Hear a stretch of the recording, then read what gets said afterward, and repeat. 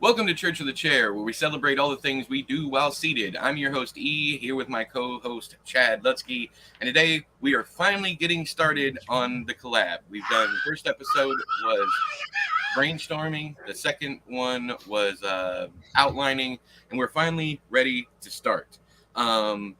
So I guess what you want to talk about anything before you jump into it? Do you want to start sharing your screen? Because we need to get that voice. We need to get that voice down. So I'm probably Yeah. just going to watch you for the first part of this and Yeah.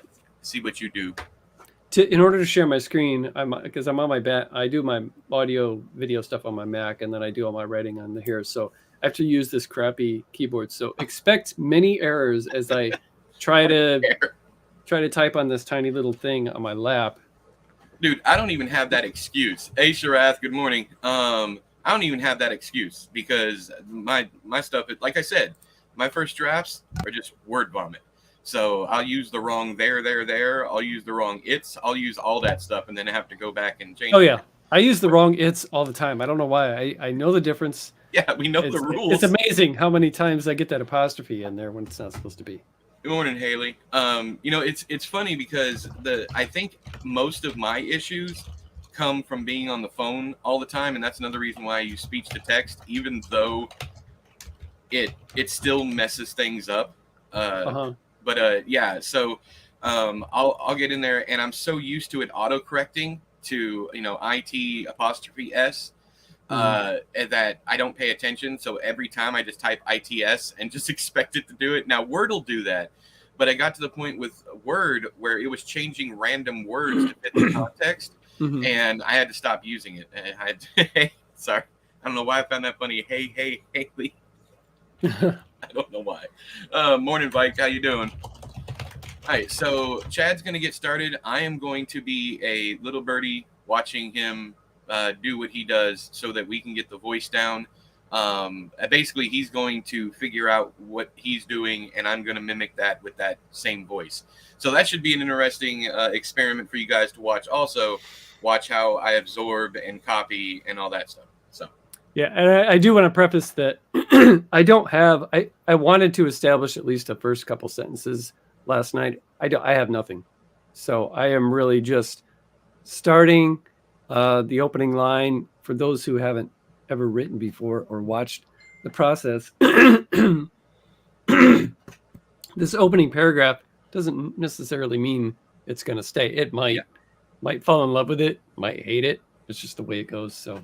I got a quick story. I worked with an editor one time. I worked with her for years, but her thing was, and she would do this with everybody. It did not matter who the fuck you were, and that's one of the reasons now why I have such an economy of words.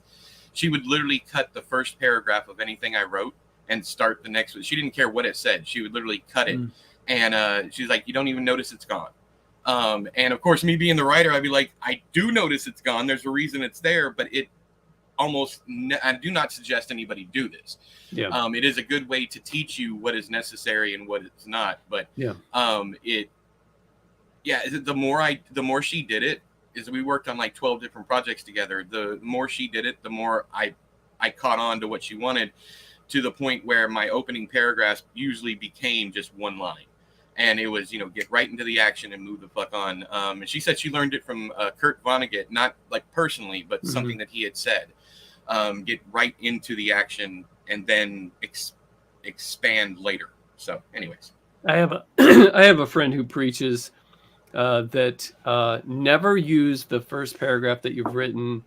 You're probably going to write it. You need to write it at least, I don't know what he says, like 6, 7, 8 times. And I can see that under some circumstances, but usually when I'm writing something, I'm starting it because I'm in the moment, and oftentimes that first page is not every time, but oftentimes I love going back to it because it impresses me, because I was, you can kind of sway from the moment as you especially if you have some time in between doing this project, you kind of lose your voice a little bit. But oftentimes at the beginning, it's like I have it, and I'm specifically trying to use a hook in the first sentence that that ask a question. Okay, I need to know more. What's going on? Even it's something simple. So I don't really subscribe to the whole, but I do know what you're saying, and sometimes that can. I read books all the time. That's like, especially if it's a book that's like, it was a warm sunny day, the leaves did. I'm like, dude, I don't care.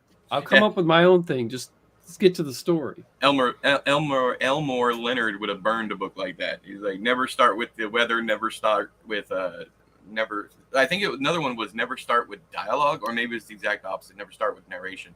Anyways, but you're also not supposed to start with waking up. Foster Homes and Flies and Stirring the Sheets both were the protagonists waking up in the morning. Dude, I can't even count. I don't have enough fingers and toes how many stories I've opened with they woke up or whoever woke up. So yeah, I completely agree. But I mean, it's like natural from a storytelling perspective. You want to start somewhere, and the most natural place is let's go ahead and start the day, or let's go ahead and start the craziness. Like, I wake up in a strange place, or, I wake up to sun coming through the blinds. You're setting the scene. It's just really easy to fall back on stuff like that when it's just as easy to start the scene with something else that might be a little more action oriented, like brushing teeth. And then you can give, if they're OCD or not, you can give hints there, that kind of thing. Whereas giving the weather or the description of the room you're in, especially when you first wake up, you're not paying attention to what's around you. Yeah. So, that's anyways, but yeah, I try not to do weather or anything like that. All right. Oh, we are on forever. All right. I think I need to get to a different screen here.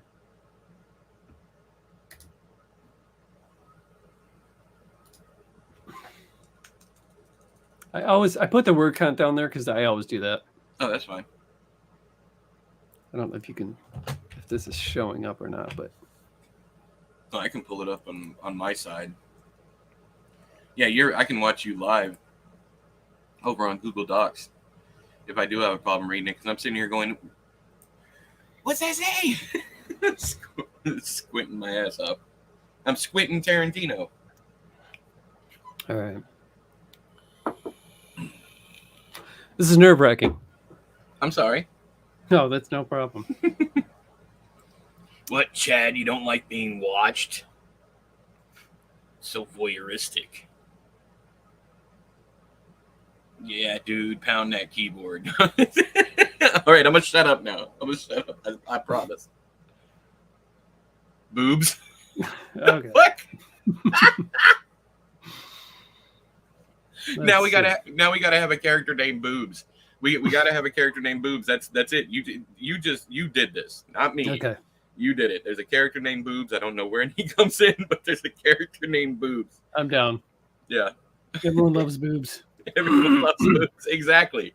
And that's how he could introduce himself. Yeah, he's just a lovable. Everybody loves boobs. Yeah. My name's Boobs. Why do they call you Boobs? Because everybody loves boobs. This is how the process goes, guys. This is literally how the process goes. You get something, you see something, and it just works. It just jokingly typing out boobs, and we have a whole character out of it now because everybody loves boobs. That's fantastic. It's so good. Oops. So good. Oh, what happened to my? Here we go. Oh, where did I do? Oh, here it is. Okay.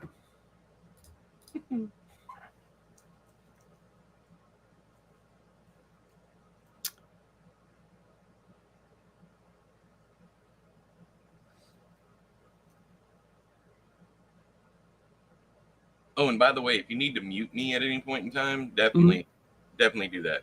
Okay. You're not going to hurt my feelings. Good morning, hey, Tim. Haley, making leaking. Tim? Oh, there it is. I got a lag on my end. Tim just popped up for me. Leaking potato soup sounds amazing, Haley.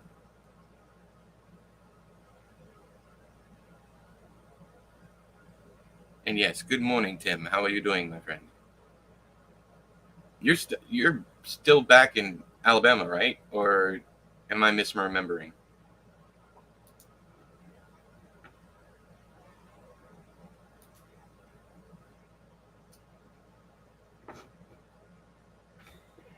Y'all, he muted me. I'm crying.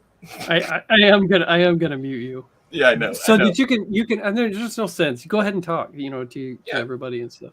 Yeah.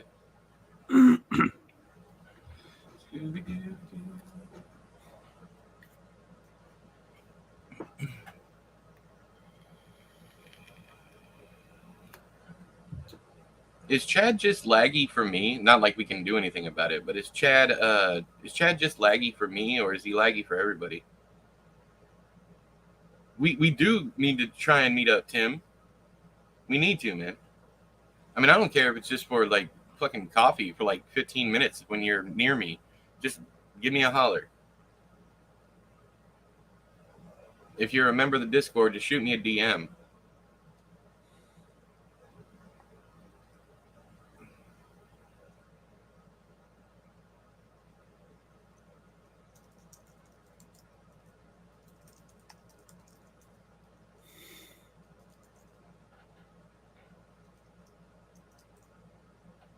Ooh.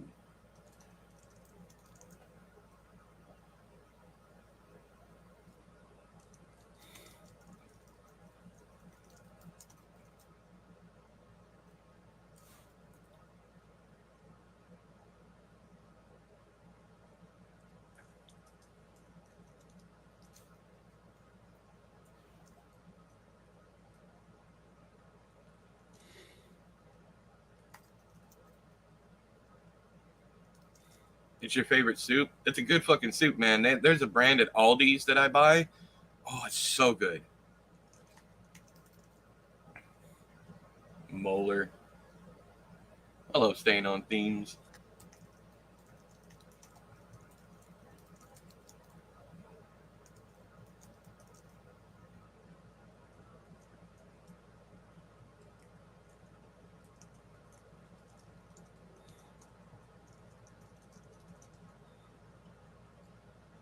This is interesting. I want you guys to pay attention. He keeps writing in past tense and has to go back to present. He did it with the first line too.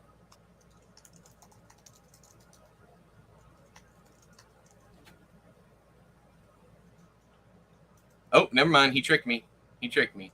That's supposed used is correct there. It's not supposed to be uses. So before she sold it, there's so much character development just in that opening line. The gravel in my hand feels like teeth, broken from a kick to the face.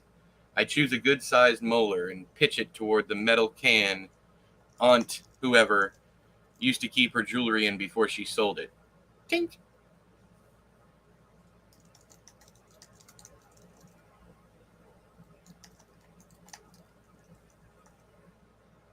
I find comfort in the sound, whether it be the satisfaction of hitting my target,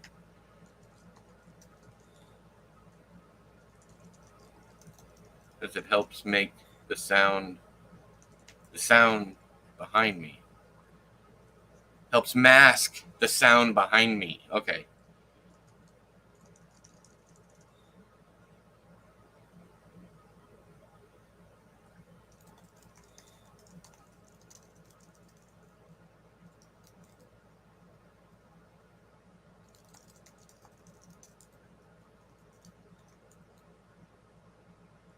Put the fucking thing right here on the TV and now it's gone.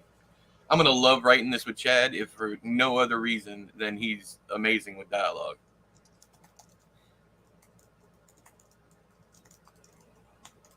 The first thing I thought when we got to the uncle was Uncle Cletus, but I think that's a little too fucking cliche even for me.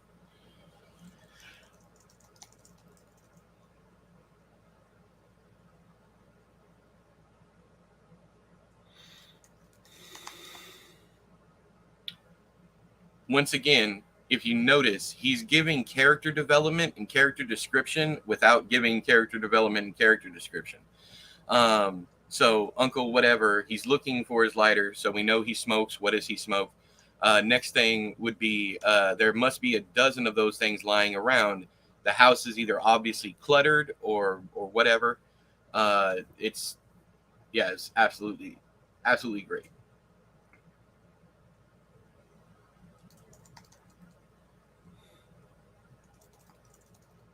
Stuffed in the couch cushions, kicked under the chair. He's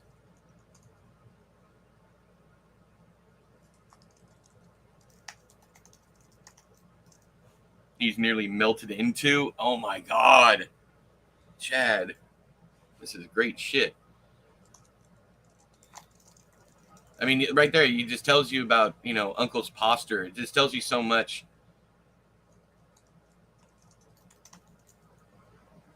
Or even in his own back pocket. He's also forgetful. Is that because of drugs? Is that because of what? And Chad's probably not thinking of any of this stuff. Like, he's not considering it. But he's so good at setting scenes to begin with. He knows exactly what he's doing without focusing on what he's doing.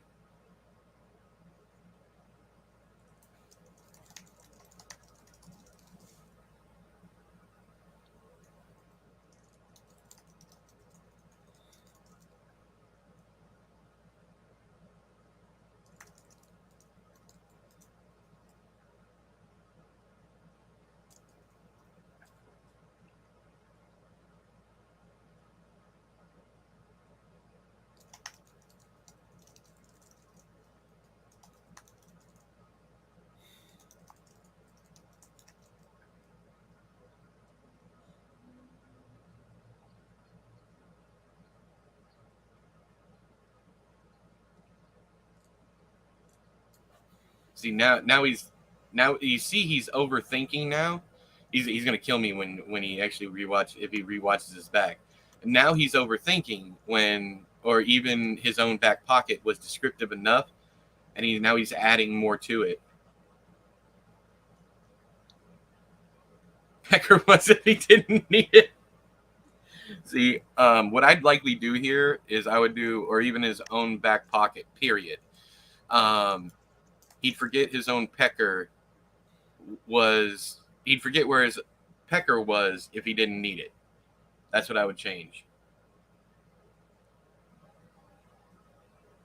I'm just literally trying to give commentary for, what we're doing. I'm definitely not going to go back and edit it now.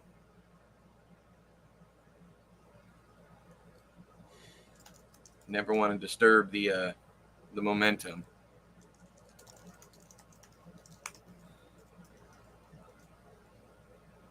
I have none of your bullshit.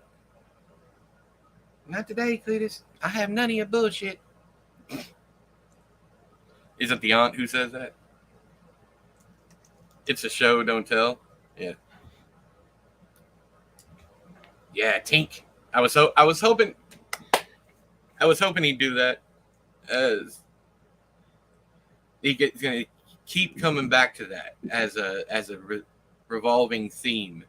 If he doesn't do this naturally, which he's already doing it, that's the kind of thing that you would go back and add to denote that the good sound that the kid likes is coming through the bad sounds.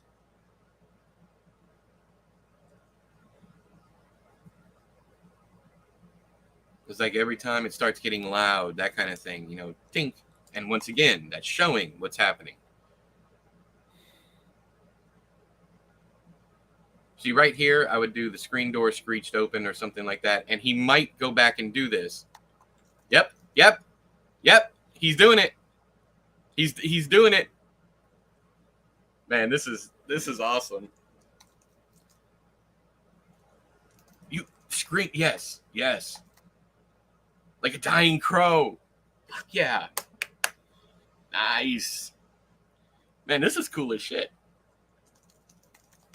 I've never had a chance to watch, we've done writing streams together before, but I've never had a chance to just sit down and watch him write. Because I don't rewatch my lives.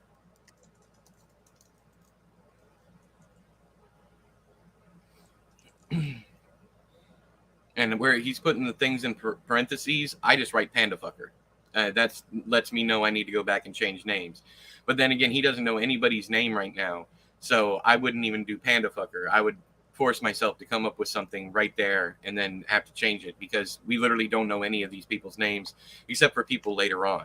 We know Mingo, Mingo, is going to be the guy in charge of everything at the carnival, and then Sheena or Shenna, Shenna, is going to be the girl that the MC meets.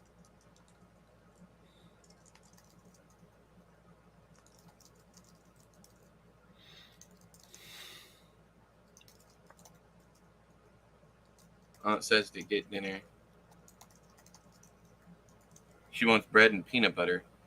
And if you manage strawberry jam, get that too. And if you can manage strawberry jam, get that too. I might change like jam to jelly because I don't think these people would say jam. I could be wrong though.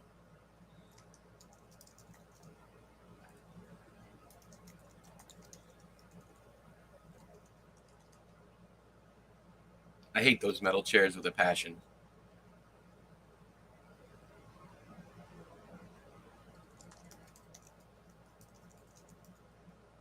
I was about to say the one stained the time someone shit in it, but wow.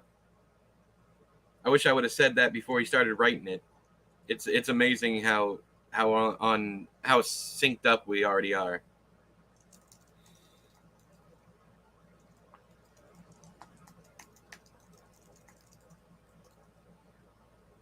He dropped a lit cigarette in his lap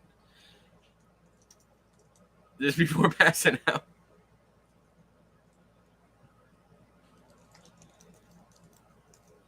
$18 beers, man. That's a lot. During my alcoholic days, man, me and my friend Pat would go down and get suitcases of beer, a suitcase of beer each every single night. If you don't know, a suitcase of beer has 24 cans. And we'd go down to the local gas station where they had the walk-in cooler for the cold beer, and we would grab one each, and we would kill that every single night. Every night. Did not matter.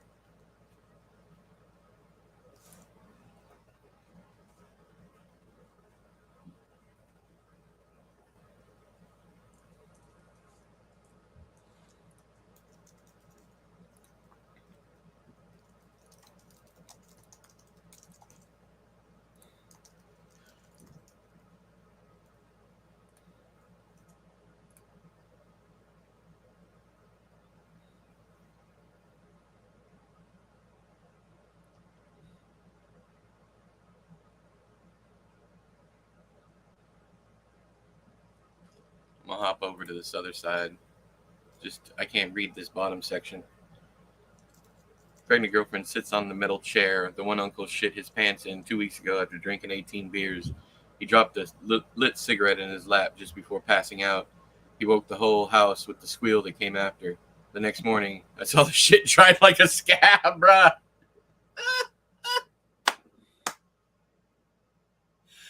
Oh, perfect.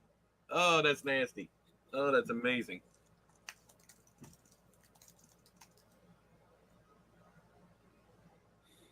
Ew, they made it. Ooh.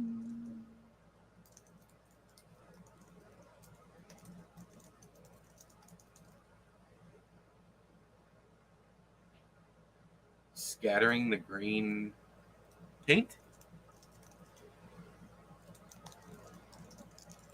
Now that bear spot is a reminder.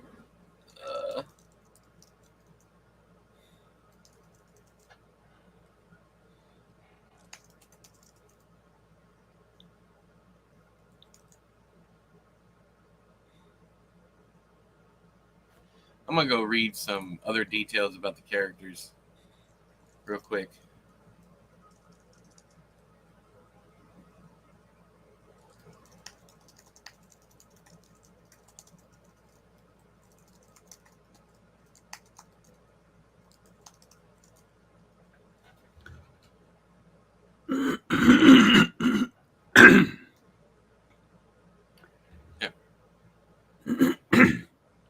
Okay. You turned me on. You got to go back and watch like my commentary from like the whole time you were writing basically. But the one thing that I'll point out before is when you said the way you wrote the screen door part. At first, I said no. I would probably go back and I would say the screen door screeches open. And you went back right when I said that. You went back and deleted what you had. Like I hear the screen door. I can't remember what you had, but you basically turned around and did what I was saying I would do right at that. Oh, really? Yeah, it's creepy. And I was also telling everybody how you were giving character development without giving it, because like right up here the where she used to keep her jewelry before she sold it, like that right off the bat tells everybody that this family's broke. Yeah. And then you get into the more detail down here about the uncle.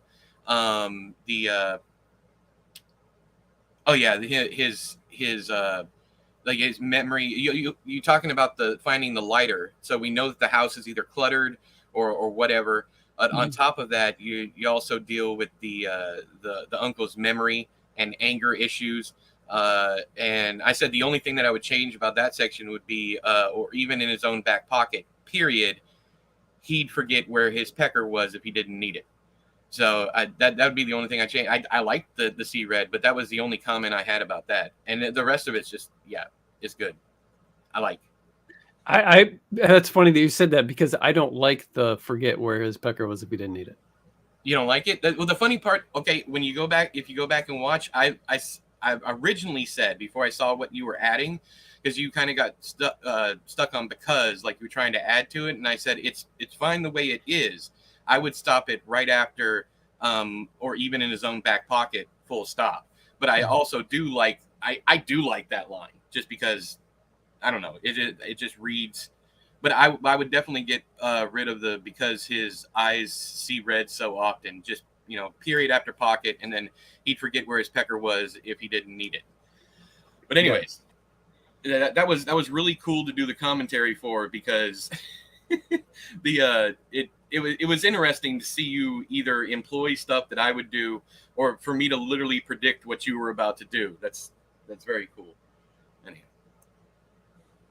Yeah, that is way more nerve-wracking than I thought it would be. Oh, I'm sorry. Yeah, don't do that. Oh, no, that's fine. I've done writing live streams, but I've never. People can't see what I'm writing. Right. I got you. So I'm not self-conscious. I get real. I don't know. I guess I get self-conscious about it. I mean, it's no big deal. Yeah.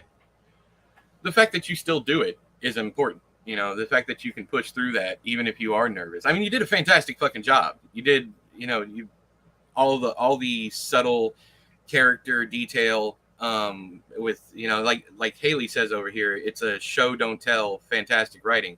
And see, I can't do that on a rough draft. It's usually just blah, here's all my ideas, and then we'll go from there. Mm-hmm. But yeah, I didn't finish reading this last bit. Later that night, oh no, I'm way down here. Never mind. I was reading the notes.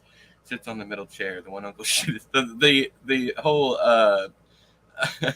dried like a scab is great. They made me clean it up with the hose, scattering the green paint. Now the bare spot is just a reminder that Uncle can't hold his own, not without leaving a trace of himself behind. That's good. That's good shit. No pun intended.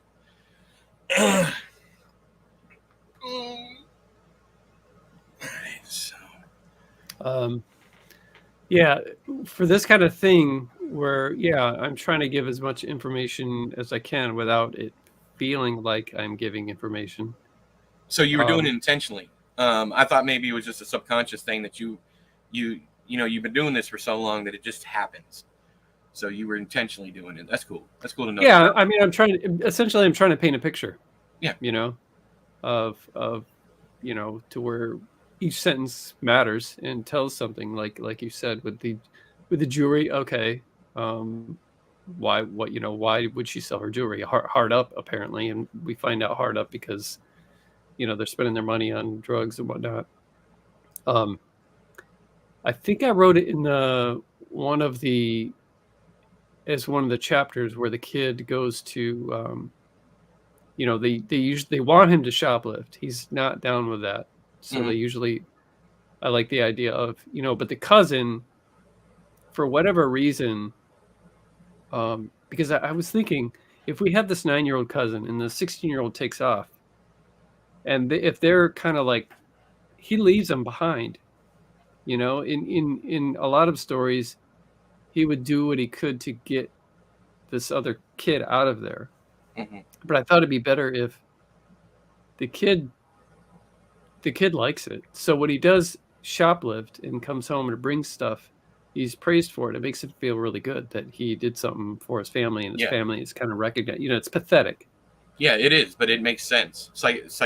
Psychologically, it makes sense that he would want the reward because he doesn't get rewards. There is no happy times in this house, so yeah. And I just view the kid as being like maybe the woman in the relationship that she knows isn't good for her, but she doesn't want to leave. Mm-hmm.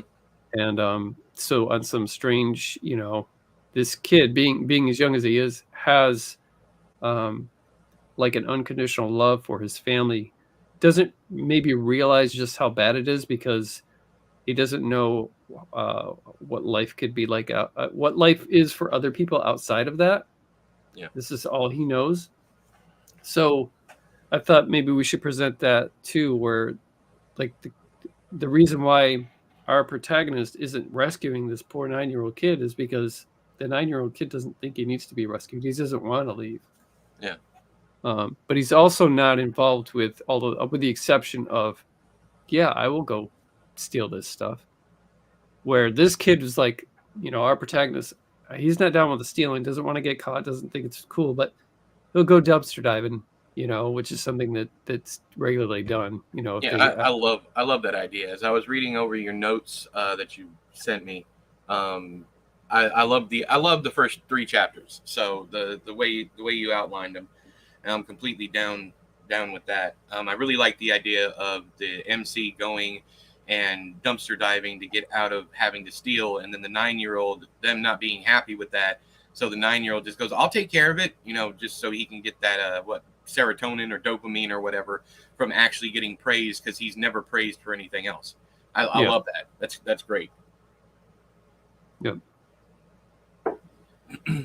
I think I put that in like a later chapter, but I'm touching on it now, and this could, there could be 1,000 words between the last 2 paragraphs. To spread out. These are almost kind of just like ideas, and then you write a paragraph and you're like, you know what, this needs to go up 14 paragraphs up. This section right here, constantly moving things around. I do that all the time. Also, daily stealing is an adrenaline rush too. So, maybe it could be like the kids' almost kind of way of getting high, just like everybody else. Yeah. Mm-hmm. Yeah, I'm really digging this. Tink. Let me look at our notes quick. Yeah, we got to start coming up with some names. Yeah, I was thinking about that. I don't know. I don't want to use this, but the very first thing, and probably just because of the cliche and the stereotype of this family, right off the bat, for some odd reason, I had Uncle Cletus, and I was like, that's way too. That's too on the nose for this. But that's probably the only name that popped into my head while you were writing, and I was like, I don't know. Whilst you guys are cooking, I'm souping. Let them cook. Let them cook. For some reason, my wife said you should name because I told her this morning about what we were doing. I told her the premise. Mm-hmm. And she said, you should name your kid Shane.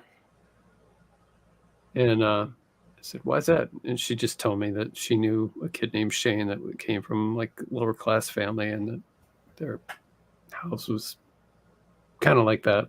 But also we can use Derek Alaska Jones over on Discord. He's Derek Jones here, but we could use Derek's name also. I told him that I'd put him in a story. It doesn't have to be this one. I'm just saying that I told him that I'd put him in a story because he was like, so either one, the cousin could be Derek or the MC could be Derek. I like Shane too. I'm not sure which one I want for which, but I like Shane. Shane can work. In fact, maybe I don't know. I think I think the young the young kid should have like who the kind of name that's like, why would you name your kid that? Oh, that's a good one. Almost like a either a novelty or named after somebody that, like Elvis, or it's just something like, why would that's just cruel? Why would you do that's a stupid name? That's a good one. Just another testament to like, man, these are horrible parents. How about Duke and then dad is a John Wayne fan? Something like that? Yeah, except Duke kind of feels like just like rednecky. Okay. All right. Rather Also, than I silly. like Travis for someone. I don't know, but I do like. I haven't used Travis or Shane ever. I've But used the Derek, but not spelled that way. Uncle Travis. Sounds good to me, man. Do we want that to be our main uncle?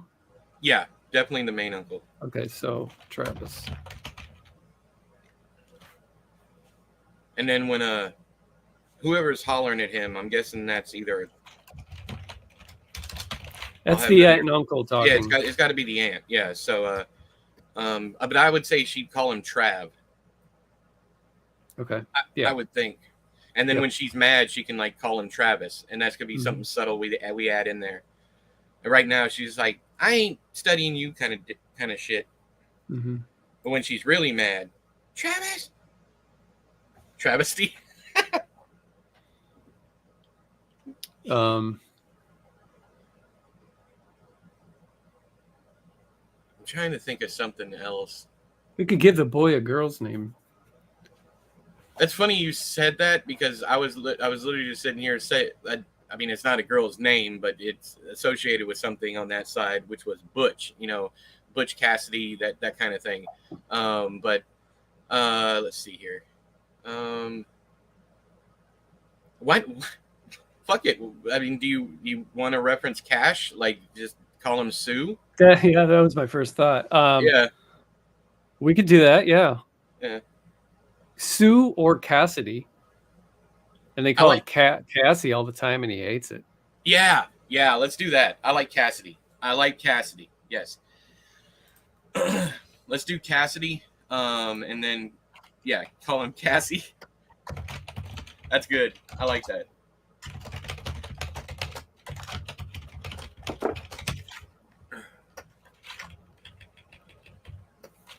Yeah, there's a Western calling Shane. Yeah. But yeah, Shane was more of like the hero in trying to break the hero in white stereotype. I don't think he was much an anti-hero. I can't remember I just remember how he rides off at the end and it's kind of open-ended, but he's dead. I really love the very last shot of that movie. It's one of my favorites in like cinematic history. And the book's great too. So are we gonna go with Shane for our MC? Okay. I mean, I'm fine with that. I don't mind that at all. Okay. At least as a placeholder for right now, if you're not entirely happy with it. Yeah, it's fine with me. It seems like a well-rounded, simple name, and not too common.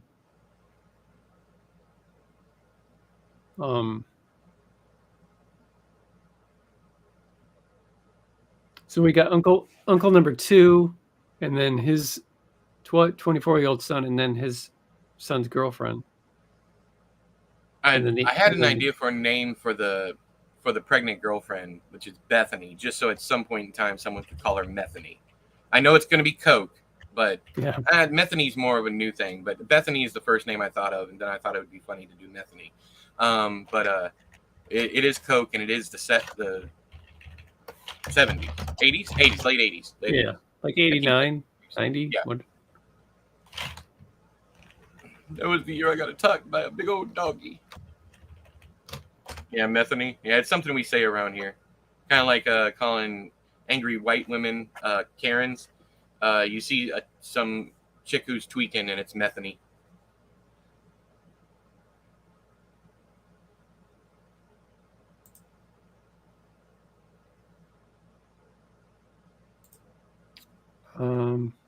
Okay, I guess we should everybody everybody's last name. They could all have the same last name. Right. I don't know why. First thing that popped in my head was Charles. As far as like a last name, Shane Charles, Travis Charles. It is like that's the first thing that popped into my head, and I tend to go with whatever pops up first.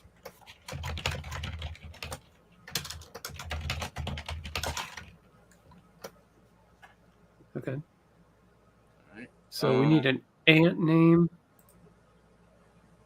Could be something quick like Aunt Jen. The only thing that popped into my head was Marjorie. That's the only thing that I got. Jen or Jan, either one of those is fantastic.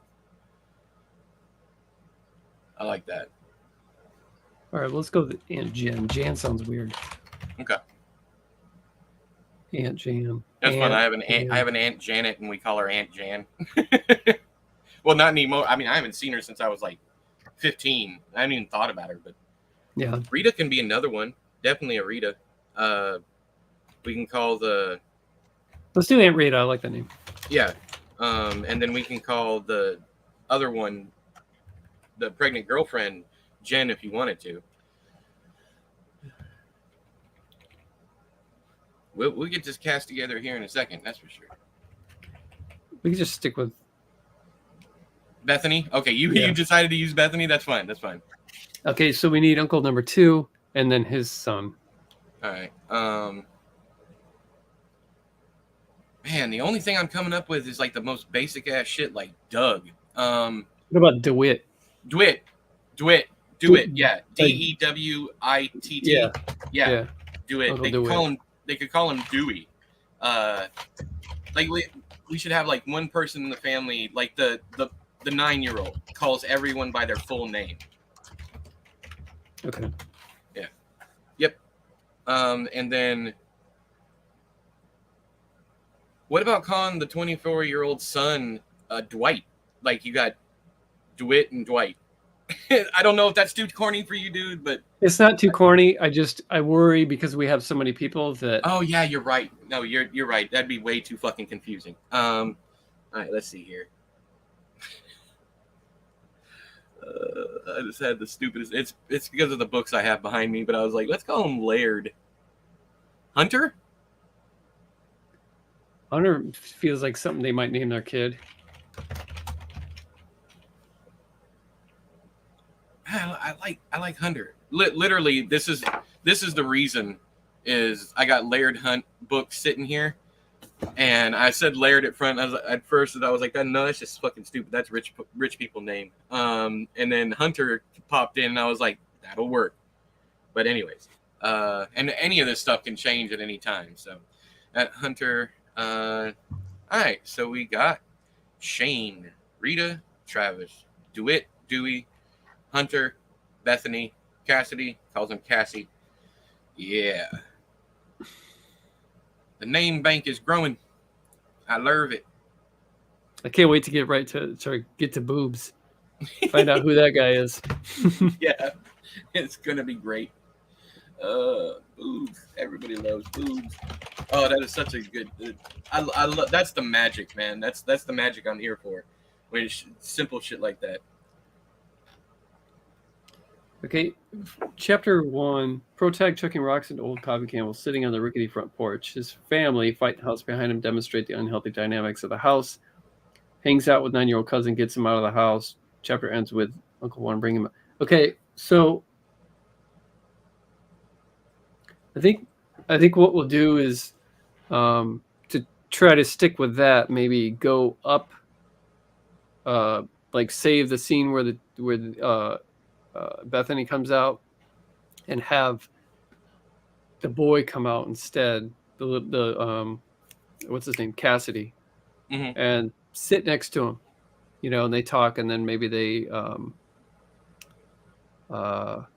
they just kind of hang out and talk and get to know them a little bit. I would do in this situation, if you wanted to have Cassidy come out, maybe like have him come out and sit down and just like start chucking gravel with him. And then they could have like this simple conversation that starts like, there ain't no food in the house, so expect them to ask one of us to go out, some shit, I don't know, something like that. Something that, just normal ass conversation that isn't really focused because they're both chucking rocks. I did the same thing in Bay's End, so I don't know if you want to like repeat that kind of thing. But when Trey and Eddie are walking down the street kicking the rock, it's almost like they're taking turns talking. One will kick the rock, the other one will kick the rock, and it is almost like a bonding thing for these two boys to sit out there and chuck gravel and one of them does it. Shane does it for the good sound, and Cassidy does it just because of the camaraderie. That kind of thing is what just playing along. Implied, exactly. So especially for a 9-year-old. Okay.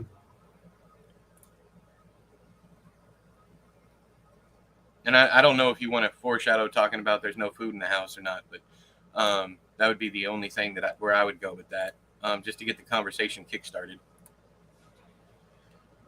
Maybe I was thinking like having some kind of like dialogue where it's spoken, but the reader isn't exactly sure what they're talking about just yet. Yeah, I like. Yes. And then you find out, oh, he's gonna go. This is what they do. He's gonna go steal some food, and this, maybe have Shane say something like, you don't have to do that. Yeah. And I can testify that you can most definitely live off dumpsters. I know. I have done it. When we were in first off, I was homeless twice. I've been homeless twice in my life. And my favorite was Whole Foods dumpsters, because they would throw out the best shit, like salads, all different kinds of stuff that were prepackaged. And they don't open them up and discard them that way. They just throw them out there whole. Mm-hmm. So Whole Foods, Costco, and Sam's Club, those dumpsters were fucking gold. That's where I got all of my food from. And I didn't have to worry about anything being dirty because all that stuff was packaged.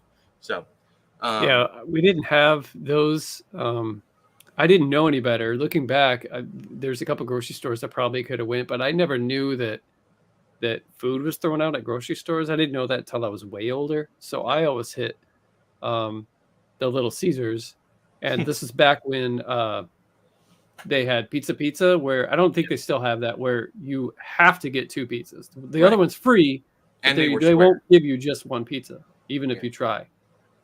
And I remember those days, and the pizza was square. So I remember pizza. That was their whole thing. These were, they came in like rectangles that were just like rectangles, bags. Not squares, but yes, rectangles.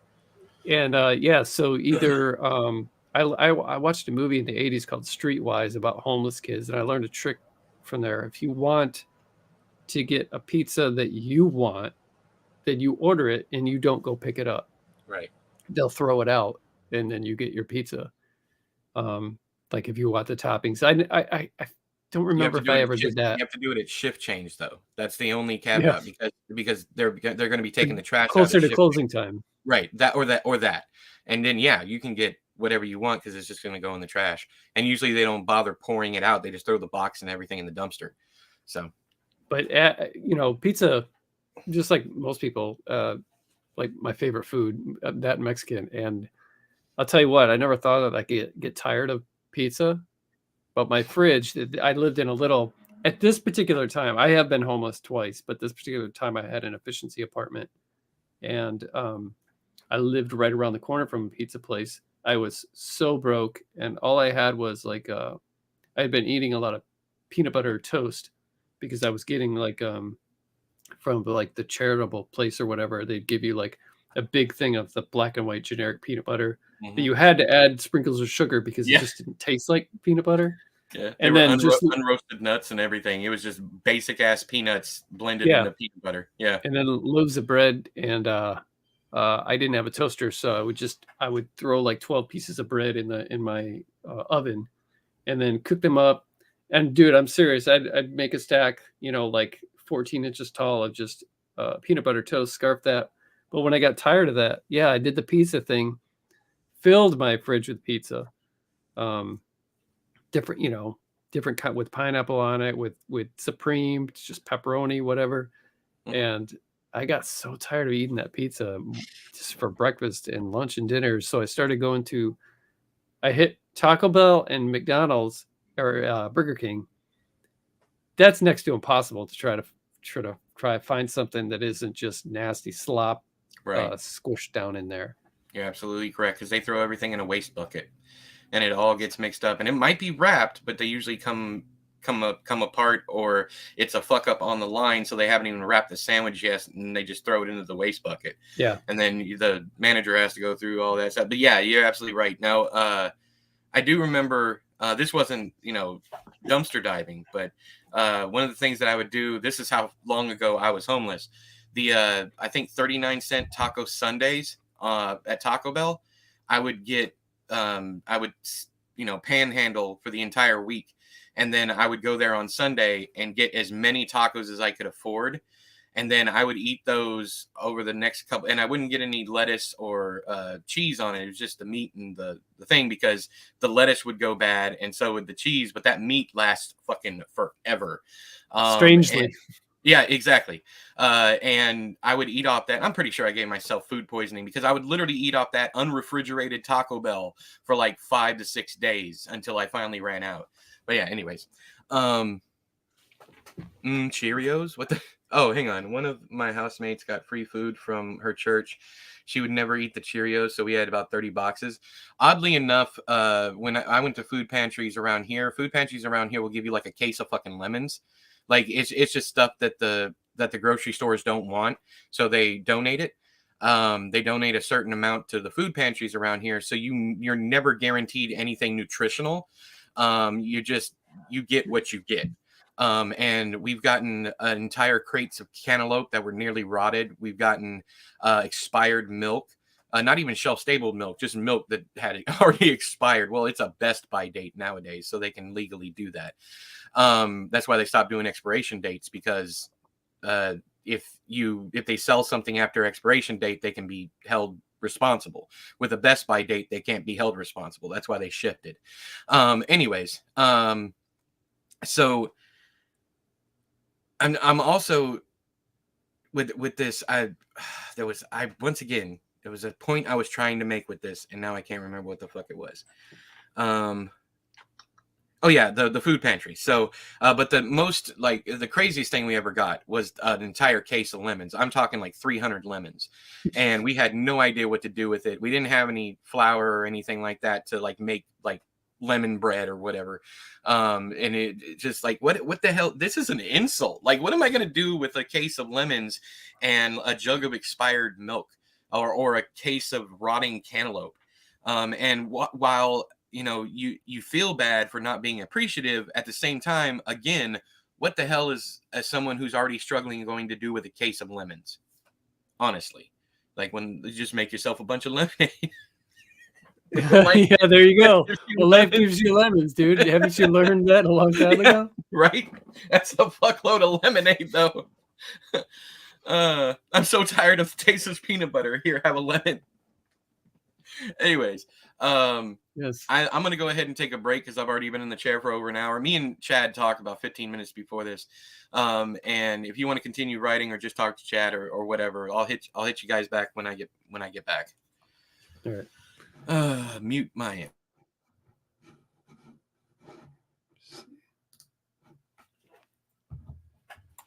Hang on. Was there anything you wanted to talk about before? Hang on. No. Okay. All right. Just making sure. I just realized I don't need to type on that.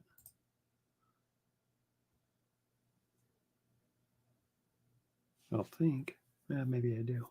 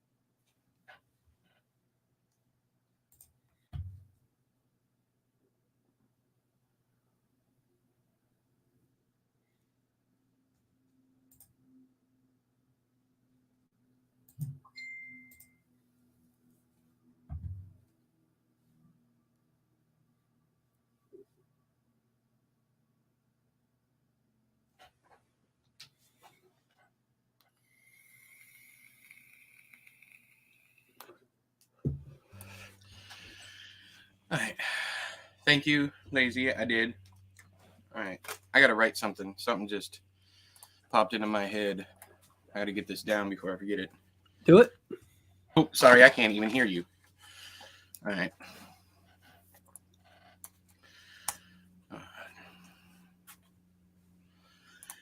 Excuse me.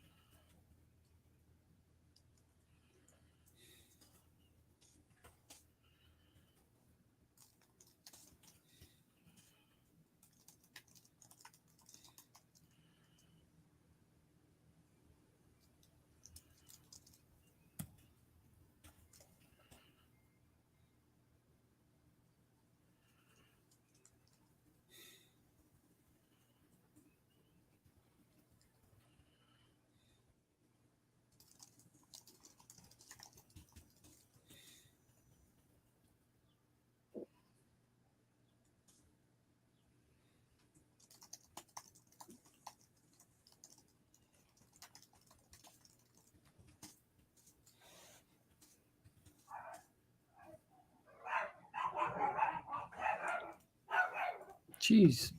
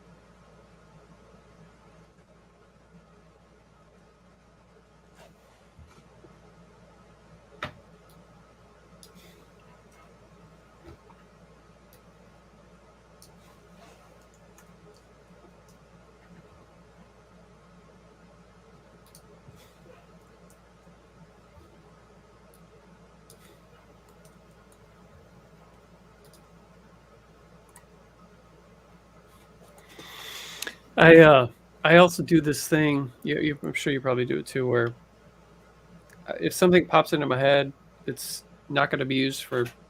It could be 15,000 words later. I don't know. I will have a section called "Use Later" or something, and then Yeah. put those at the bottom. Yeah, I just I do the same thing. I just did one Okay. where Shane sticks up for it comes out the Cassie thing, like that he doesn't like it. It comes out, and it's just a quick. Gotcha. Yep. It's funny you bring up the bread and peanut butter because what I'm writing over here, I guess I can just throw this in also for the use later, just so you can read it. Let's put it right here. Is it not? Is it really not going to let me do this? Oh, you can't use. Oh Lord, I don't know if this is going to mess you up, but it No, you're fine. took the formatting. No, that's. I'm not worried about that. Okay. The Sinks a Science experiment moonlighting as an entomologist's wet dream. Plates fuzzy with mold scattered in both basins. A spoon stands on end in one corner. A cockroach stuck in the peanut butter coating the utensil dangles from the side like a mountain climber writhing languidly. Dead flies float in a faded and scratched Cool Whip container, their bodies drifting across gray water that smells vaguely of Hidden Valley. Someone smashed a moth on the rim of the sink, is what I've got so far. Nice. So, I was thinking maybe open up chapter 2 with that or something. I don't know, but we'll use it somewhere. Let me read what you've got since I. If you go to the Screen Door Screams, I took Bethany out and put Cassidy in instead. Okay.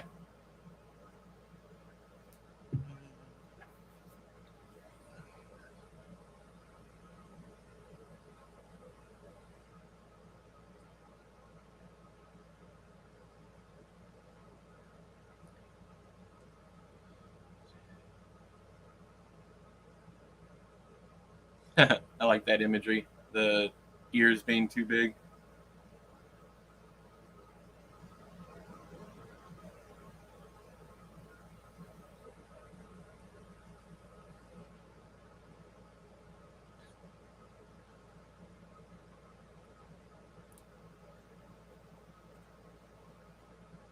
Oh, I didn't get all the way over. There we go.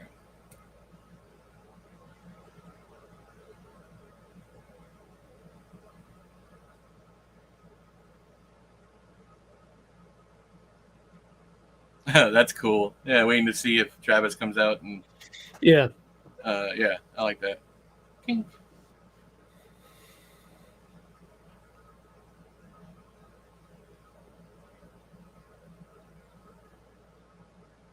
Probably be more of a ting or a ping than a tink, right? If it's like a coffee can, it'd definitely be a tink, like a tink.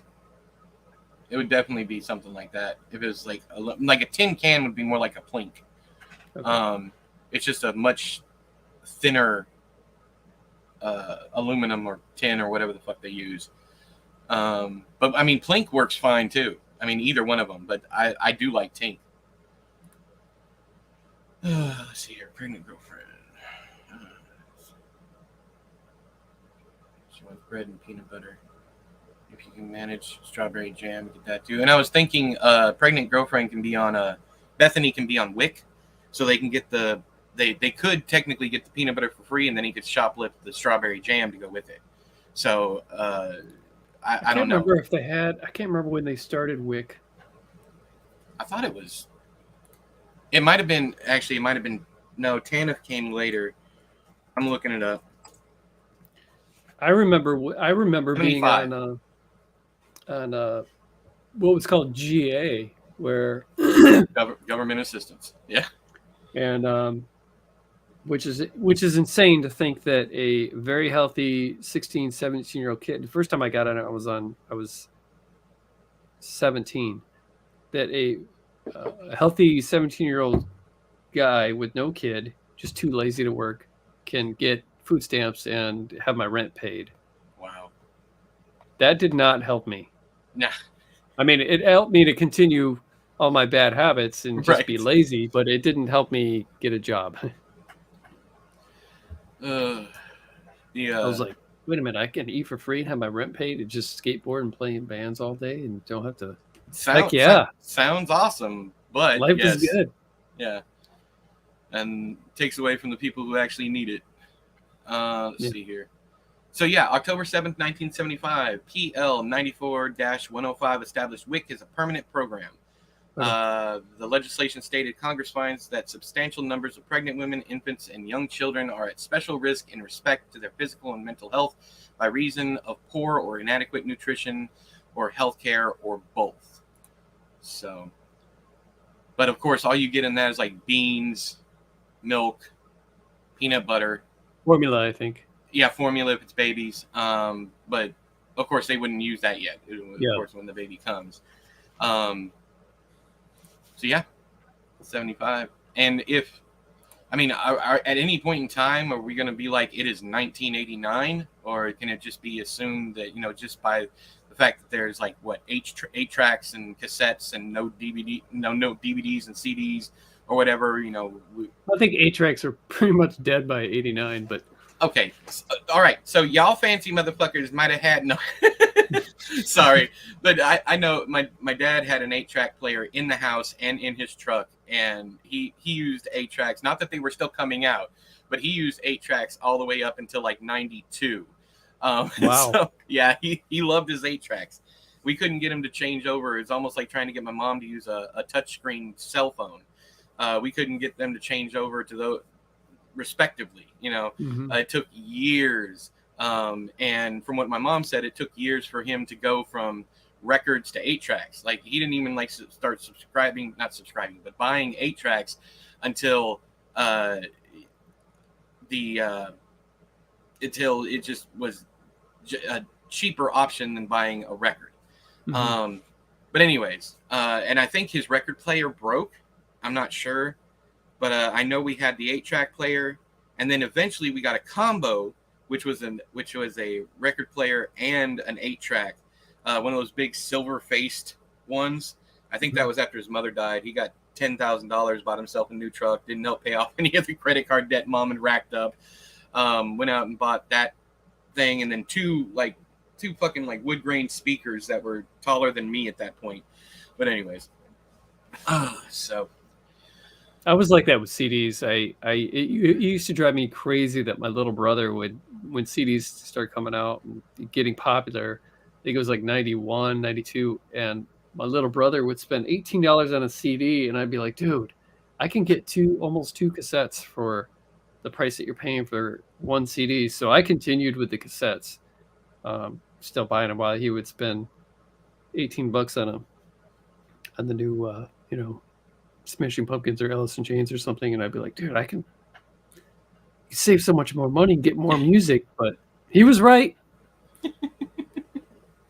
I remember people being so against CDs because of the quality was so good. Like, it didn't, and it was the same thing with like records. People were like, it doesn't have the same feel, the same gritty texture as a even a cassette or a vinyl. Yeah. There was like big drama for that one. I don't know why, but it was. There's something else I was going to say about CD. Oh yeah. I actually am in the club. I never, because I was so broke between the time that, CDs, I have never bought a brand new CD. The only CDs I've ever bought were from a Warehouse Music. And that was the used ones, because I just couldn't afford, like you were saying, they're $18 fucking. Yeah. But sometimes, you could get a relatively new CD at Warehouse that someone had traded in for like, less than $10. And then of course they had like the small ones, like the bins they would have, and it'd be like 99 cents. Or the best part about Warehouse was the buy two get two free. That they ran that sale a lot, especially in my area, and I would go down there and just load up on CDs. We also had a place in Troy, Alabama, for the longest time, and that's where we moved when we first moved from California. It was a place called ABCDs, and it was another secondhand place, like warehouse, but it was a little mom and pop operation. And I would go in there and blow my entire paycheck when I was like 16, 17 years old. I was working at Burger King as a crew member, and my check would be like $120. I would blow that entire $120 on CDs only. I remember buying entire collections of like everything Nine Inch Nails had out at that time, everything Metallica, Megadeth, Slayer, Cannibal Corpse, all that stuff. They had such a huge selection, and they were cheap as hell. And then you also had a punch card, and for every 5 that you bought, you get 1 free. So yeah, I would go in there and I would get 10 to 15 CDs at a time. But I have never purchased a brand new CD ever, which is hilarious because I purchase all of my music now digitally, and I don't use the streaming services unless I already have the album, and I don't have the album with me or downloaded or whatever, and I don't have any signal. Then then I'll listen to the. But anyways, I will, if I have a signal and I'm out, I will listen to that thing or whatever, or let's say Shell's in the car, I don't have my phone, I can pull up Amazon Music, whatever. But I still buy CDs. I still buy vinyl. Yeah. Not often because it's expensive, but there's a couple artists that their stuff I specifically want on vinyl. I must have at least 800, 900 records.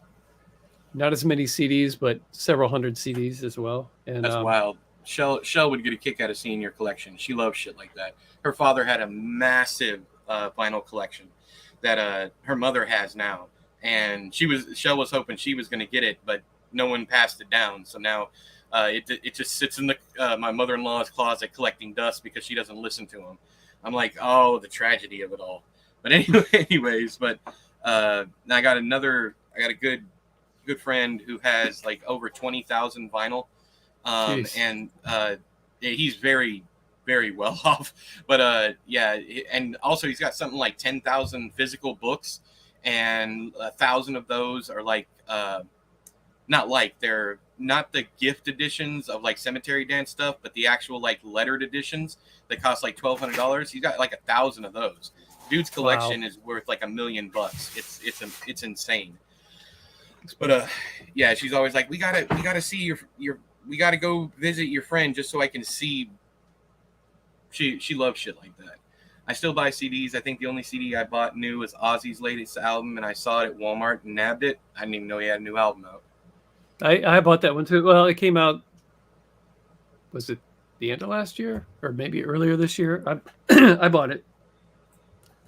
Coolio. I think the last CD I bought brand new was maybe last month. I got Anthrax Among the Living, which I already owned on cassette, but I didn't have it on CD.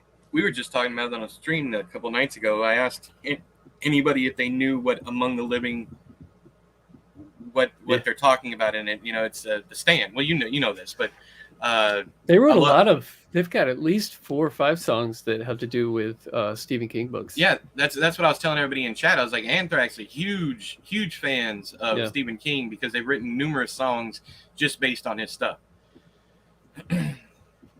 I wrote an article for Decibel magazine about songs that were written for based on horror books, and I think Anthrax was one of the bands I used. I hope you touched on Pet Sematary by the Ramones. I have a folk cover of that one that's really really interesting. It's an arrangement I did myself on my acoustic. I don't know if I did or not. Google the. I don't wanna be buried in Pet Cemetery. I've thought about releasing it on the channel, but I worry about copyright stuff like that. So I used. Do you know what Probot is? It's never heard of Dave Grohl's kind of like hardcore project. I have no idea. Probot, yeah. It's basically Dave Grohl wrote a bunch of songs, and from hardcore to like heavy metal, and picked a bunch of singers, and they all sang. Wow, they all. I are a writer. They all sang on them. I said botan the other day, and my entire family just stopped everything they were doing and just stared at me for a second. It's like, did you just say botan? Like I had botan. I was like, our yeah, writer. a Probot song that Kurt from DRI sang on, an Accused song, Black Sabbath's Behind the Wall of Sleep, Misfits Hollywood Babylon. Shake Your Blood featuring Lemmy. Oh, Chris would my youngest would love that. He just got into Motorhead. He hit me with that in the car yesterday. He's like, hand me the aux cable. So I hand him back the aux cable, and he puts on Ace of Spades, and I'm like, and before he starts playing, he goes, warning, this song will probably be stuck in your head all day. And it starts playing. I'm like, what the fuck? Why are you listening to Motorhead? I wasn't like saying he couldn't, but it was just like, where did that even come from? And he's a big fan of the Ramones, so it popped up in his recommended on Spotify.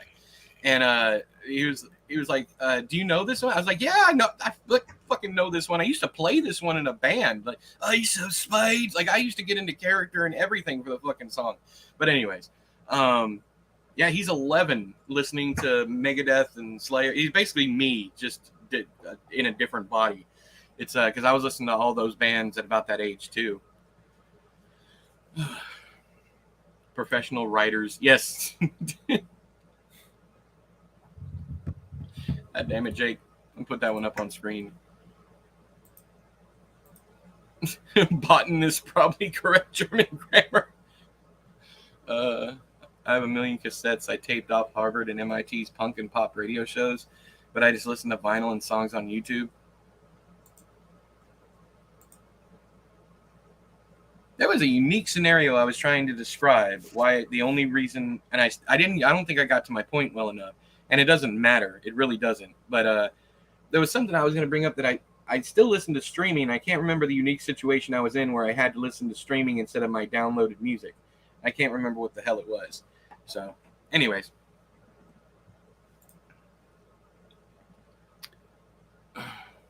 My damn ADHD brain gets stuck on stupid shit like that.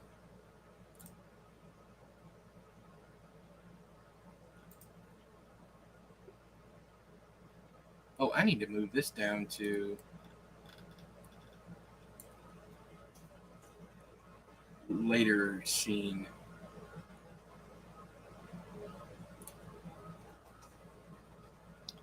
And if you want, we can, let's see, highlight these different colors or something. Yeah, we can do that. Well, that's not easy on the eyes. That is. I was about to say that. Ooh. Loves me some purple, but yeah, that's hard to read. Yeah.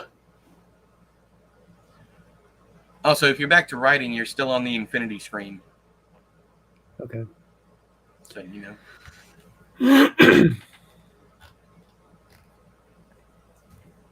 Yeah, you did write convenience store. I kind of chuckled inwardly. I might have even chuckled outwardly when I read it. But that was just because I've done the same thing. I've done convenience store. I read one of Jake's stories on stream for game night. And, okay. Yeah, and it said convenience store, and I chuckled because I do that quite often. Also, speech to text does that to me all the time because I don't know how to spell convenience. I get it wrong every single time. That's another reason why I use speech to text. So I get sheriff wrong every time. Really? Yes. That's an interesting one. I've never had a problem with that one. Also, for some odd reason, and this is driving me absolutely batshit fucking crazy, as a writer and someone that I believe is at least of moderate intelligence myself, suddenly I've started saying supposedly. And I'm like, just fucking stop it. Just stop. Next, you're going to be saying irregardless, even though that shit is in the dictionary now. That's ridiculous. Yeah, sheriff. I'm like 2 R's and 2 F's, or just 2 R's and 1 F, or is it 1 R, 2 F's? Sheriff. Sheriff. JB starts the story at the laundromat. What? I like to give my favorite views since they literally have songs that have been posted for 15 years and have 2,000 views. If I'm typing really fast, then I'll do that a lot where I misspell things or use similar words that aren't the one I'm meaning to write. Yeah, we all do it, man. There's nothing to be embarrassed about. Not saying you're embarrassed, but we all do it. And think about this: one of the most famous typos of all time, and these books sold millions, is in the original Twilight. Stephanie Meyer wrote a moat of dust, but she used the wrong moat, and it was like a castle moat. And when I read that, I was just cackling, and I was like, "That's a lot of fucking dust." Anyways, and I stopped reading after that because I was like, if her editor didn't catch that, if that one got through, I do not have hopes for any of the other books in this series. I gave the first book 100 pages, and You're a good man. it was just the most cliche thing that I'd ever read. It's the most boring. It's like V.C. Andrews writing. I still remember the time Stephen King was high as a kite, and he was doing an interview on television, and he had Peter Straub sitting right next to him, and they were talking about the best and worst writers of that. It was like the late 80s, maybe early. No, it was definitely the 80s. Didn't they have another? Is that the one with Ira Levin? I think so, but what King says has always stuck with me. And someone asked him about V.C. Andrews, and he says V.C. Andrews is currently writing the worst prose in literature. And I'm just like, and you can tell he's coked out of his mind. He's like, his eyes are even twitching to kind of like the dude in Identity. You know, he's just like, he's just wiling out, and Straub is sitting over there like this. When your friend's high and you're not, he's just like, why are we talking shit about our fellow writers? Just move on. But yeah, there's a really cool interview. I don't remember if King is on it, but it's Ira Levin, Peter Straub, and somebody else, and they're all just smoking cigarettes like crazy. Yeah. And during this interview, they're both smoking too. But there was a third author. I don't think I've ever seen Ira Levin, so it might have been him. But I remember that quote so much. V.C. Andrews is writing the worst prose in literature currently. I've never read V.C. Andrews, but I did just recently get Flowers in the Attic. Gotcha. It's basic stuff. It's now Andrew Niederman took over when she died, but she originally, I mean, it was, what people were there for when they bought her books. It was not there for a high literary experience. So, I mean, she did what people wanted. I mailed your care package off this morning, estimated to get there on Friday. Fucking rad. Thank you, Zoop. Appreciate you. Yeah, Jacob, that's probably the one. I know it's like in the late 70s. Oh, this was then that's definitely not what I'm talking about. Cool that you know which one it was, but the one that I'm talking about, they're at a book signing, and there's a table, there's like a card table, and Straub's sitting there. He's got on like a blue shirt. King has on this brown blazer and his thick black rimmed glasses, and he says that, and you can just tell he is just fucking geeked out of his mind on something.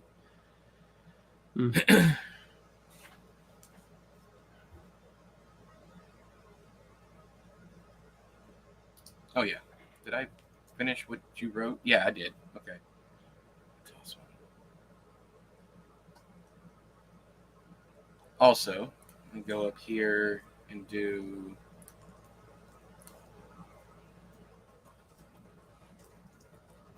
the bad sounds. Chapter heading.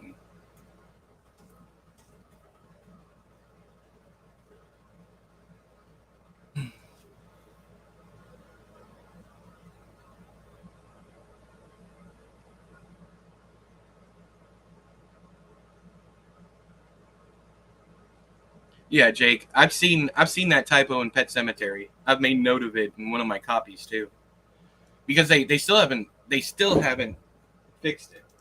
Like, I have this the new trade paperback or mass market paperback edition, and it's still in there.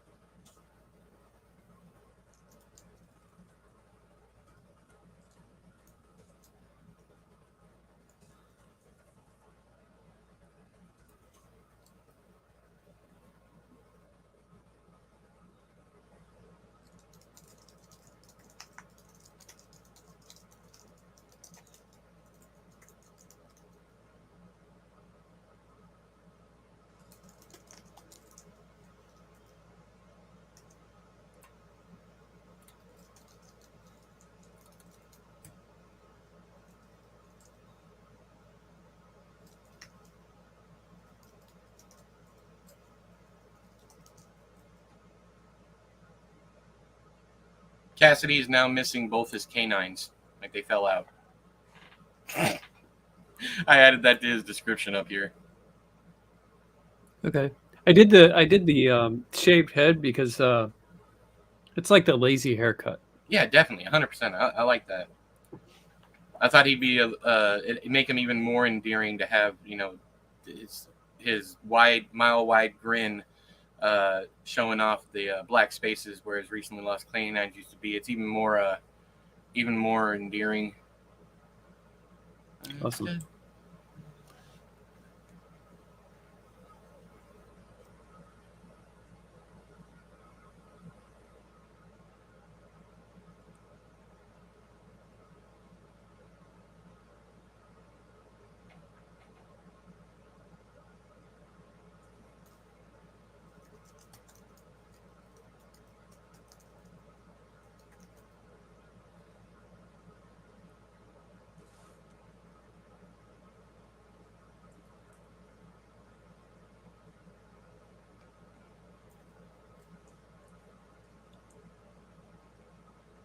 Oh, shoot.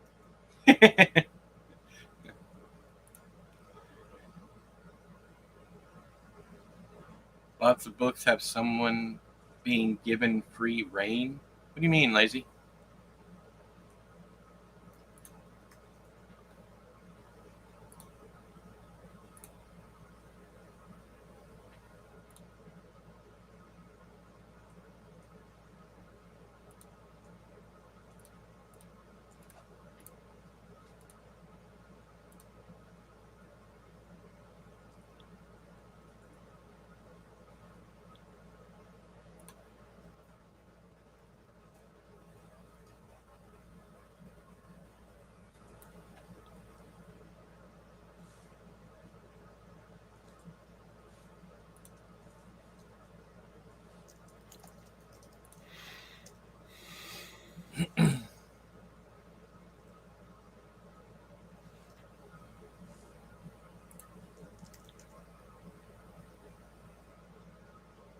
Oh, okay, I got you. Yeah, there was one. I read an entire book where every time, and it came up oddly often. Instead of taught, as in you taught someone, the author wrote TAUT every single time. Like it's a taut situation, or the rope was taut. I was like, bruh, come on, that's simple.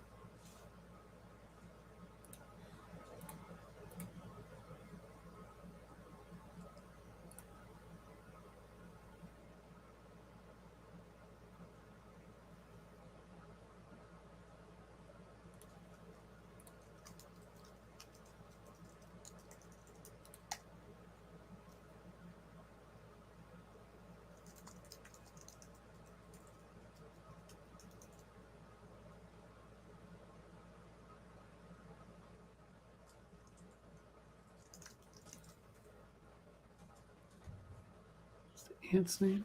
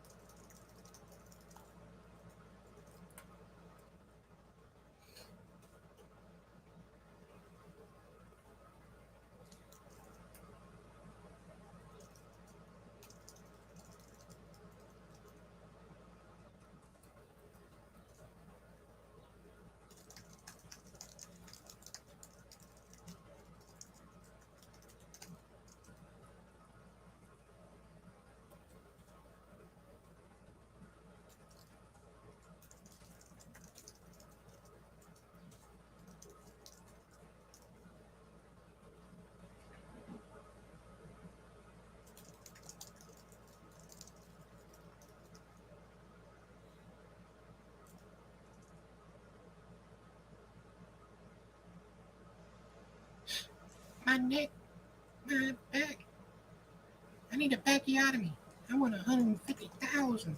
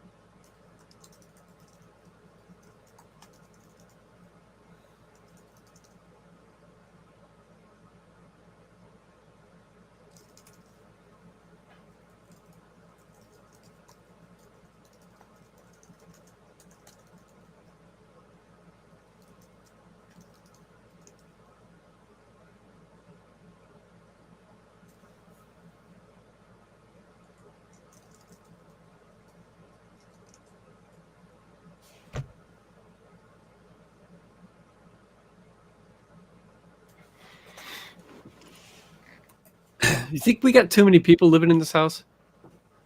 I was thinking to fix that situation, they could have like a storage shed, like duct taped onto the back, like something, some kind of thing.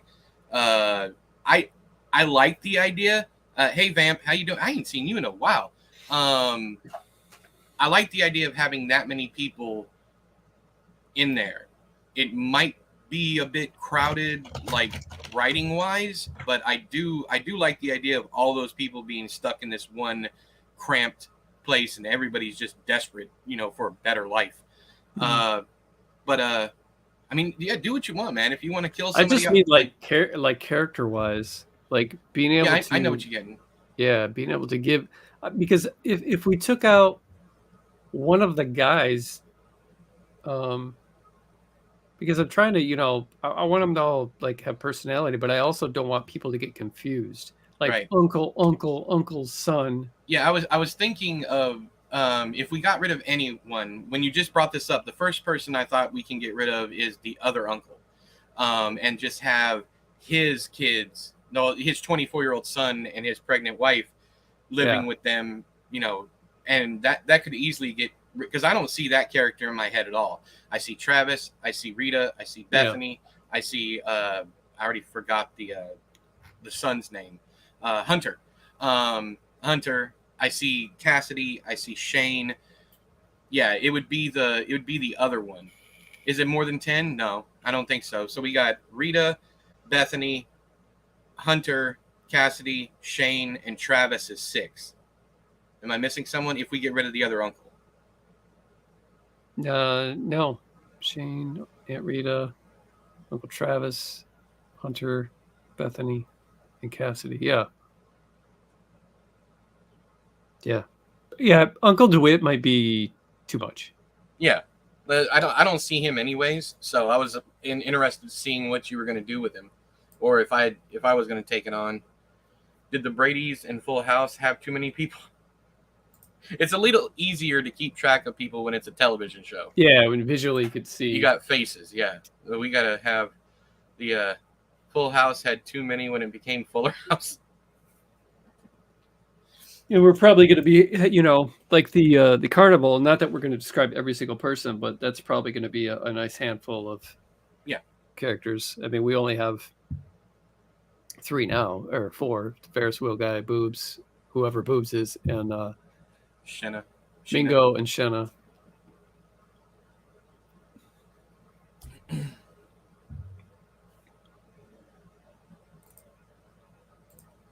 My wife asked me today. She goes, "You got a name for the girl at the carnival yet?" I said, "Yeah, Shenna." She goes, "Shenna?" I said, "Shenna, yeah, as in henna, but with an S in front of it." She said, "What?" I said, "Don't ask. Never heard that name before. It's just a word."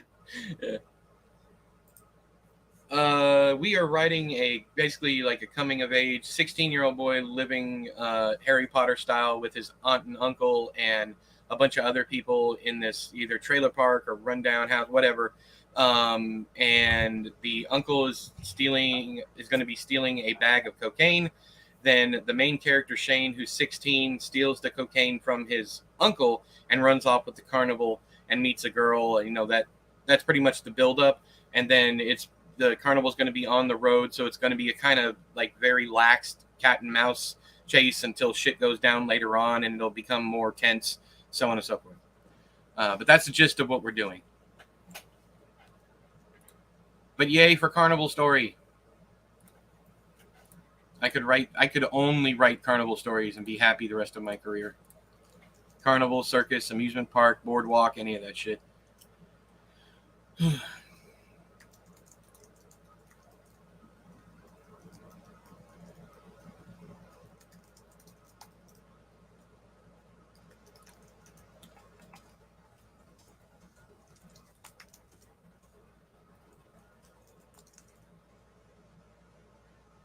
Is that guy's name?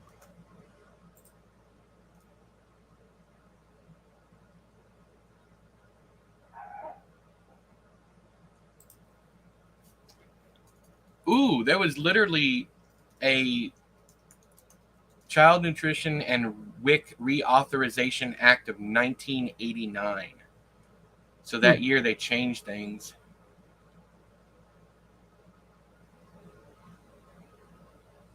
This definitely isn't YA. No, it's no. We're gonna get dark. I promise you. Not that YA doesn't get dark, but yeah, it's definitely not YA.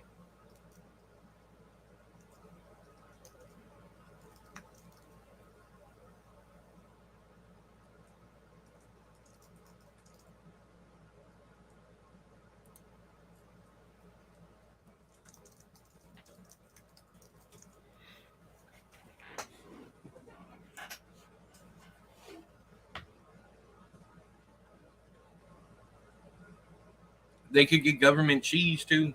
They didn't stop Dude, doing I'll that tell you until what. the 90s. If the government ever gave free food that was freaking awesome, it was that cheese. That stuff was like cocaine in and of itself. That shit was Man. we use that for everything. Loved that cheese. The plain rectangle box. It's a big brick of cheese. In Lansdale's Freezer Burn, the main attraction, like the anchor of his whole sideshow, because they have a freak show and stuff, is this block of ice that has a prehistoric man in it that he lugs around everywhere. That's funny. It is. It's like his pride and joy. And he does everything just to keep that thing frozen.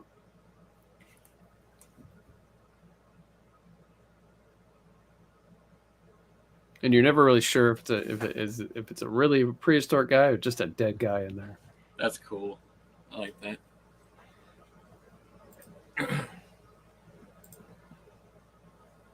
Okay, Jake. Yeah, sounds good.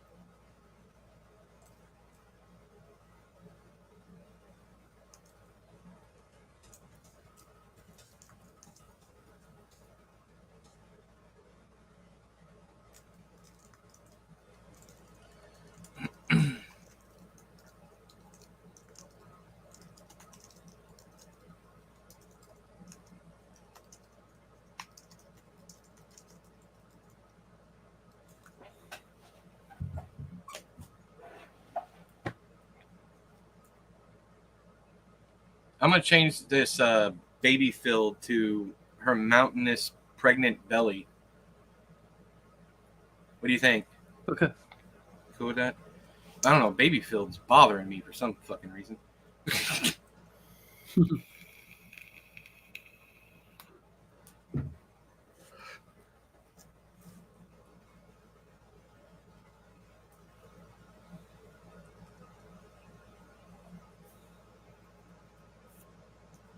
I was gonna do planetary, but that's a little too alliterative for that sentence, because it would be her planetary pregnant belly reaching the porch first. That's a lot of peas. Anyways, the arms.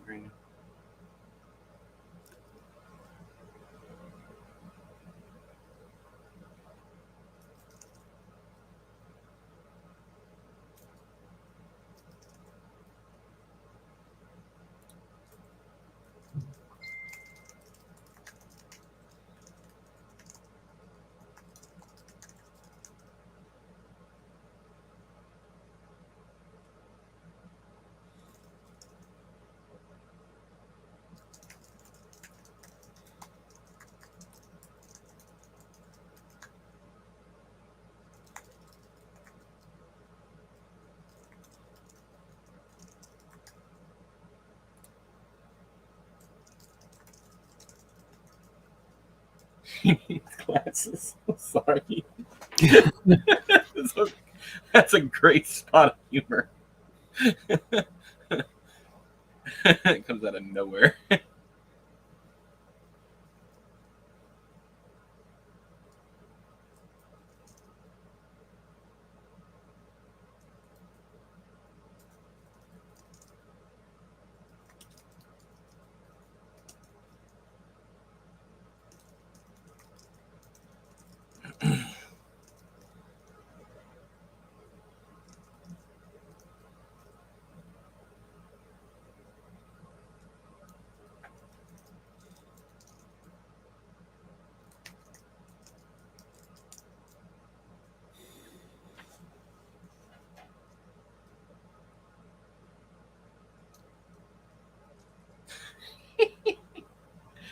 I love this kid.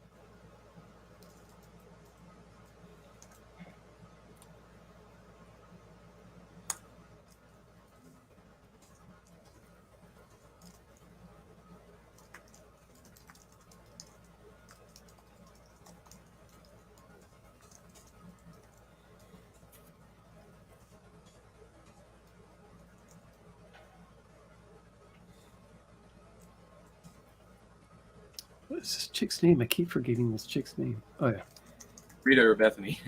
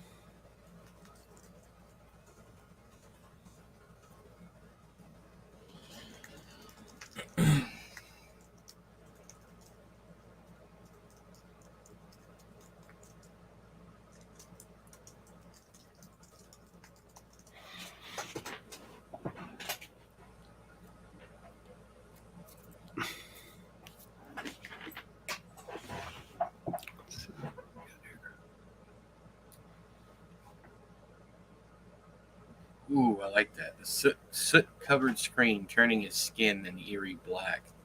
Where did it all go? I deleted it on accident. Oh, okay. I was about to say, where'd it go? I brought it back. Yay, it's back. What ain't right?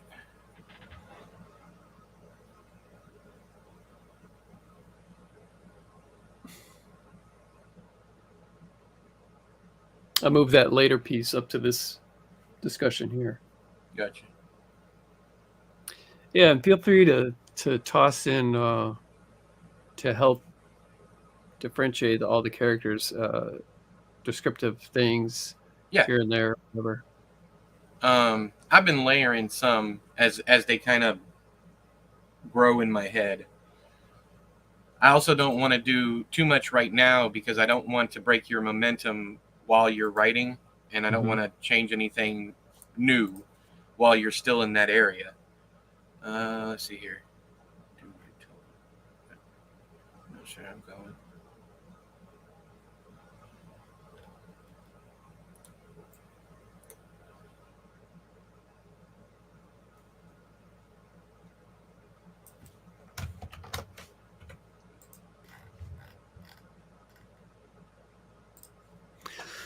All right, I got to get some lunch. I'm either going to stop here or I can hit my camera and hang out and eat. But no, I think we're good. We've been going for 2 hours.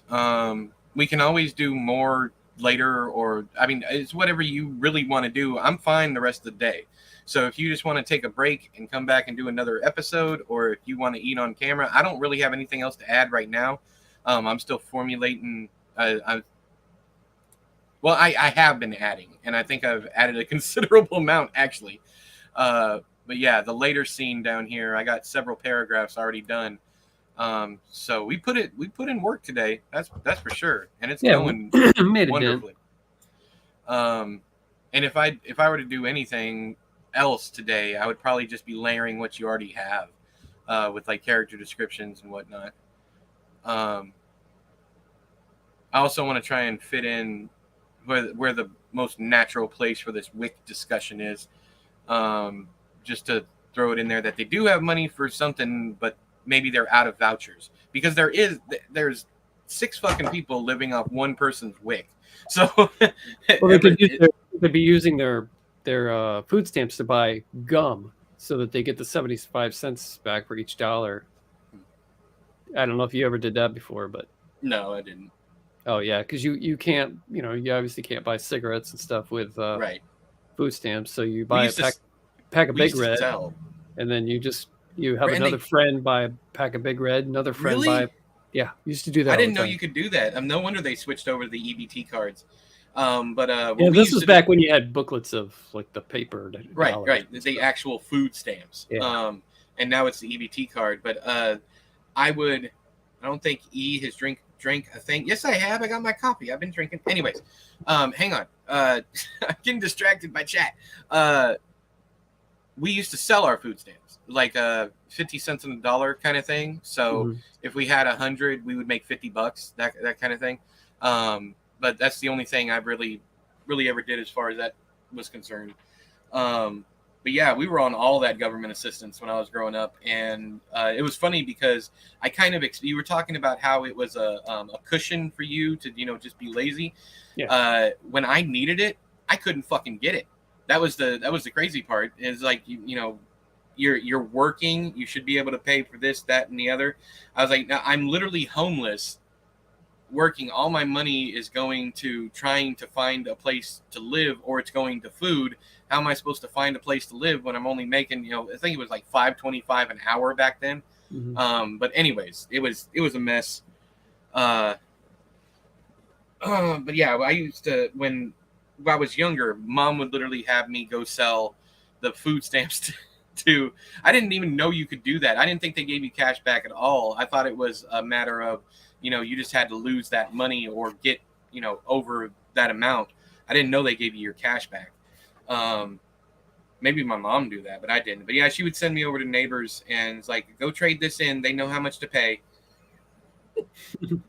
So, and that's why we were stuck eating what we ate, which was basically the bare minimum. We didn't have milk for like 4 years because we couldn't afford it, and that was back when milk was like like it wasn't any more than $1.50. And we had a drive-through dairy in our neighborhood, and that place was even more expensive, but it was the closest place, so Dad would go down to get that because he was lazy, didn't want to get out of his truck. And you pull up and tell people, I don't know if you've ever done a drive-through dairy, but you literally pull up, and it's like a convenience store, but you drive up, tell the person what you want, and then they grab everything and you pay for it. So yeah, there's a party store around here like that, but not like specifically dairy. Gotcha. They literally called them drive-up dairies but there was more stuff there. There was candy bars, other groceries and whatnot, but you didn't have to get out of the car. You just pull up, tell the person behind it was usually like a small brick building, and it was just an open face convenience store, and then the corrugated metal door, the garage door, basically would never be all the way up. There'd always be this line of that. Anyways, but yeah, good, amazing work today. Looking forward to convenient store milk. Yes, convenient milk store. Yes, not convenience store. A convenient milk store. Yes, but they had other things other than dairies, but that's what we called them, was a drive-up dairy. Just like it took me a long time when I first moved out here to stop calling every gas station I went to a liquor store, because out in California, the gas stations had liquor. Out here they don't. I don't know what it's like up in Michigan, but here. I remember when I lived in Denver for a little while in the 80s, and I remember moving out there, and anytime I would say party store, they're like, what the heck are you talking about? Like, where you get balloons and stuff? And I'm like, what? No, where you go to party, man. You get your party supplies. They're like, you mean a liquor store? I'm like, okay, yeah, liquor store. Yeah. Out here, a liquor store is like the ABC store or whatever. That's what they call a liquor store out here, because you can't sell hard liquor, anything over a certain ABV. You can't sell at a convenience store or grocery store here. And then some counties are dry Sundays. Mine just switched like 2 years ago to where you can actually buy alcohol on a Sunday. And the only place you could get it before that was like Shorter, where they have the Native American racetrack and casino and all that stuff, because it's their land. They can do whatever they want. And Shorter didn't sell like beer cans or anything like that to charge as much as possible. They would literally run a keg into old milk cartons, sanitized and whatnot. But you get an entire gallon of beer, because that was the only. And then there was one point in time, draft beer was illegal here. You could only do the bottles or stuff like that. I don't even know why any of these rules existed. But so Shorter was the only place you could get draft beer, and it was the only place you could get beer on Sundays. I spent a lot of time in Shorter when I was younger. That's for damn sure.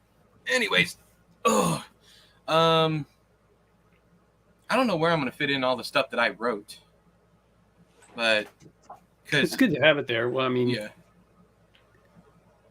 I put in here that that Travis is in a good mood on this day, and I'm thinking it's because he got the cocaine, so he's in a better mood, and he's this is right after he's accomplished the thieving of it, so maybe he hasn't told everybody yet. I said he's in a good mood today, and I don't want to ruin it. Anyways, so yeah, thank you guys for joining us. I'm going to head inside, and then I'm going to shoot a bunch of videos. Sorry there was no pre-recorded video today, but I figured there's still a video today, so it's whatever. But you got a review for this book coming tomorrow, so you can look forward to that. Do you want... No, we're not streaming tomorrow morning because I have a doctor's appointment. Do you want to do something later in the day, or do you just want to call it quits until Thursday? I would, but I got Final Guys tonight, and I haven't watched the main feature yet. Mm-hmm. So I probably shouldn't. Yeah, let's just quit off for tomorrow, and tonight, and we'll do Thursday. We'll get back on it Thursday morning, 9 o'clock. Is that cool? Yeah. Or 10 o'clock for you? Yeah. 10 o'clock. Yeah. All right. So we'll see you guys on Thursday. Thanks again for watching. But until next time, all hail the Chisel.